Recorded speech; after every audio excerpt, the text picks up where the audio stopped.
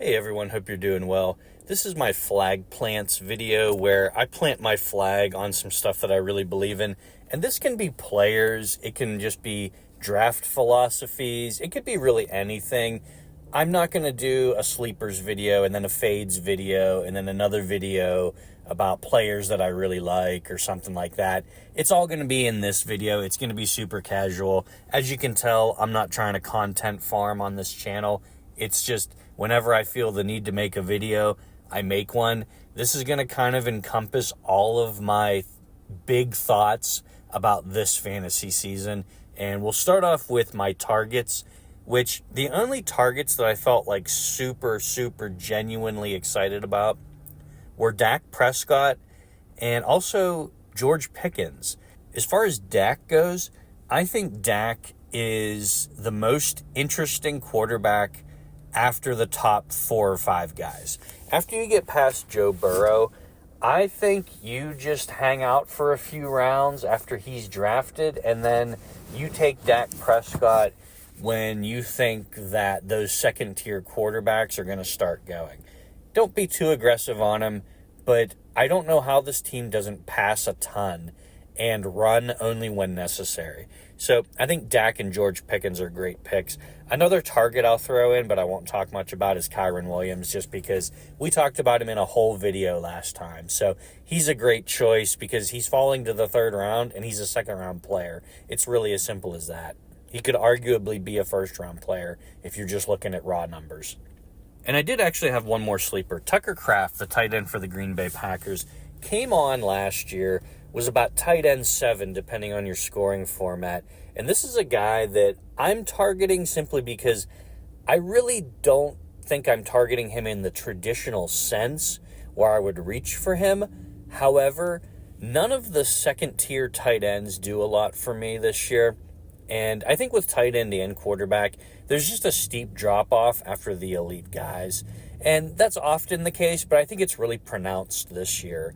And what I would do is, if I didn't get an elite tight end, I would wait for Tucker Kraft, because he could just get lost in that mix of middle-of-the-road starting tight ends.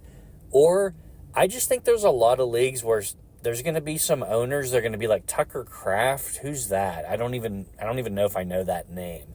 The name's not going to do anything for them, and you might get them around later. So if you are targeting tight ends that are not elite, maybe you just missed out on them and the draft is moving along, you're in round 8, round 9, it's starting to get to be that time.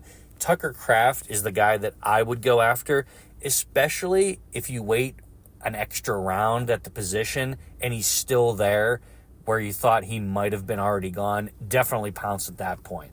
I think he might be the 1 second-tier tight end that could have like a super breakout season. So that's all the targets, but I did want to mention a draft thing that's kind of related to what I was just talking about. If you don't usually draft a tight end or a quarterback early, I tend to not. This is a great year to be aggressive and get an elite quarterback or an elite tight end, because there's just not much going on after those first 3 or 4 or 5 players at the position. There just isn't. After you see the last great player at those positions go, you should not be in any hurry to draft a player to fill that spot. You should just wait. And there is nobody, unless you do fancy a Dak Prescott like I do, but even I'm not reaching for Dak. I'm just putting him at the top of that pile of quarterbacks.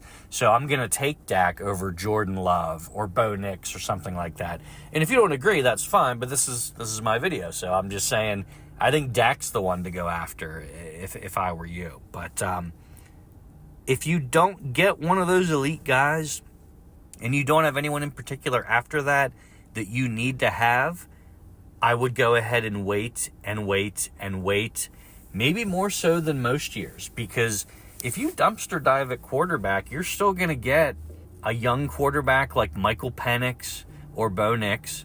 You're still going to get a guy like Geno Smith, who, yeah, he's not going to probably break fantasy, but he's going to throw some touchdowns for you. He's going to give you good weeks. And if you want to throw another quarterback in there, I guess you can. You can throw in J.J. McCarthy if you want to. So there's going to be quarterbacks to obtain almost through the entire draft, even if you have a heavier focus on quarterback than most traditional leagues. Tight end, same exact thing. And I actually think, for what it's worth, that there are 4 top tight ends to target this year, not just 3. A lot of people just mention Bowers, Kittle, and McBride. I got to be honest with you, no one else is saying this. You can make this a target if you want for me as well. Mark Andrews, I think people should be drafting higher. The amount of credit that Andrews has not gotten in the last year or so has been insane. He's such a good player. He is a top tight end. Like, he's literally a top tight end. He's like 30 years old, so he's not old. I think he might be 29. So this is not an old player. I love Isaiah Likely. I mean, believe me, I was aggressive on him in Dynasty when he was a rookie. I saw all I needed to see in the preseason of his rookie year. I love that guy. But here's the thing. As good as he is, they put Mark Andrews on the field all the time. They throw him touchdowns all the time. When you're talking about sifting through guys like David Njoku and Evan Ingram, I will gladly take Mark Andrews multiple rounds ahead of those guys. Not even a question. I would definitely take him ahead of Sam Laporta.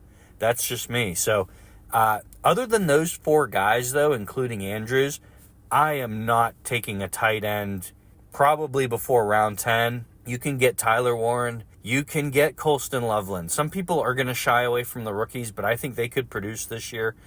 Jake Ferguson, Dallas Goedert. These are guys that aren't going to blow your skirt up, but they're going to be startable tight ends for you in a sport where there's not a lot of starting fantasy players at that position that you really want to start. Those guys can do it for you, and you can get them cheap. They're super late. Even a guy like Hunter Henry, we're starting to push it a little bit. But like I said, you can get you can get Dallas Goedert or one of the rookies, or if you're a crazy person and you want to take another swing at Kyle Pitts, you can do that. So you have to wait longer this year, or should wait longer this year, in my opinion, if you're just platooning guys at the single positions, quarterback and tight end. But I would suggest being aggressive, and in round 3, grab Jaden Daniels. Grab Jalen Hurts in the 4th round. Grab George Kittle in the 3rd or 4th round. Get those positions settled, and then you can just focus on drafting the guys that you want to draft in those backup running back and wide receiver positions, and really bolstering those, because you don't have to worry about when you need to pounce on tight end, when you need to pounce on quarterback, if someone's gonna grab Dak Prescott when you wanted him, or something like that. The position's just finished. And not to mention, you got one of the best players in the league. So not a bad deal. I think this is one of the years where it's super clear there are elite players at those 2 positions, and you need to be aggressive to get them, and I don't think it's a bad idea. A couple more things. One is that, in general, I just feel like there's so many good players this year that you don't really need to be married to any particular strategy. I used to be more of like a get your guys person, where it's like, hey, if you single out some guys that you love, you can call them targets or whatever, guys that you think you have to have on your team, you should go after them, get your guys. I just don't think you need to do that this year. There's just so many good players at both positions. I mean, Derrick Henry had like 1,000 touchdowns last year, and he's not even projected to go in the 1st round. I don't even know how that's possible, but there it is. Ashton Genty, rookie running backs that are drafted highly tend to pay off. He's a 2nd-round pick. Achane, Jacobs. These are all players that could be RB1 easily. And then earlier in the summer, I thought my strategy was going to be to hammer receiver early, just because I'm in a lot of leagues where we start 3 receivers. But then I'm seeing like A.J. Brown in the 2nd round. That's just absurd. I'm seeing a whole slew of interesting receivers between wide receiver 26 and 36. Tedero McMillan's there, Devontae Smith, George Pickens, Rashee Rice with a suspension, but still, Travis Hunter, Rome Odunze, Jalen Waddle, Ricky Pearsall. These are guys that are available after everyone already has 2 receivers, theoretically. So, you don't really have to say, I'm going after receivers this year, I'm going after running backs this year. You really don't.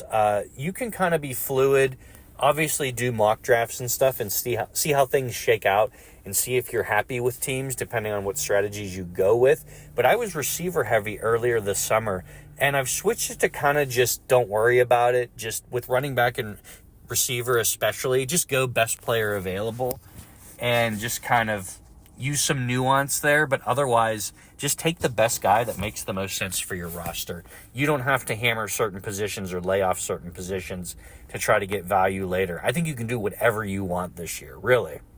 And then lastly, my final point is stuff keeps changing all the time in the fantasy landscape.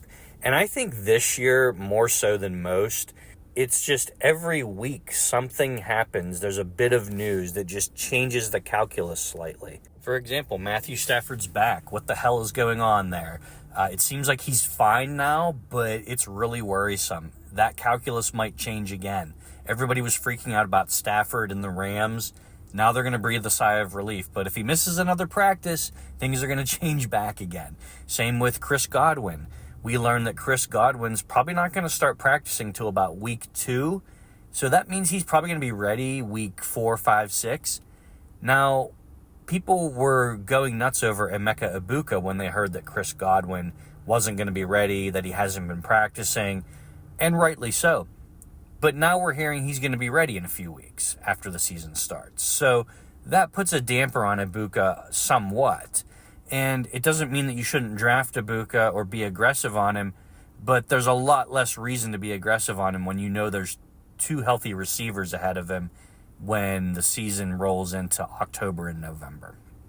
All of this is to say that you don't want to take your eye off the ball this close to draft season, this close to your draft. Because what happens is if you're a nut job like me, you research this stuff for 2-3 months, figure out who you like, who you don't like, and then you start getting a little bit of fatigue a few weeks before the draft. And you got to resist the urge to just like take a break, because you don't have to look at it every day, but you know, the week leading up to your draft, you got to check the news at least a couple times. You got to watch a video or two just to see what's going on. You got to check the latest preseason box scores at the very least. Preferably get some insight from some people on YouTube or, podcast or whatever you do. But don't take your eye off the ball. And this has happened to me in the past, so maybe this is just me. But, I study. I know who I want. I know what I want to do. And then I make a pick in the 7th round that I would have made differently if I would have just heard a bit of news from a couple days ago. So just keep up with it. You don't have to look at it every single day. You don't got to look at it for 12 hours a day, but you want to check out fantasy football stuff a handful of times in the few days leading up to your draft, including the day of. So make sure you do that. I hope you have a great season. Let me know what you think of these and tell me what your flag plants are. I'd really be interested to hear, and I'll talk to you guys next time.